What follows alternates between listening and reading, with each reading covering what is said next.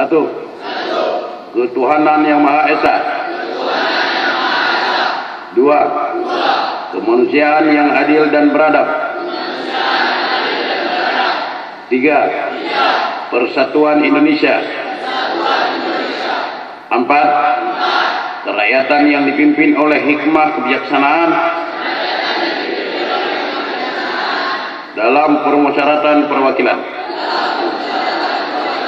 Lima, keadilan sosial bagi seluruh rakyat Indonesia.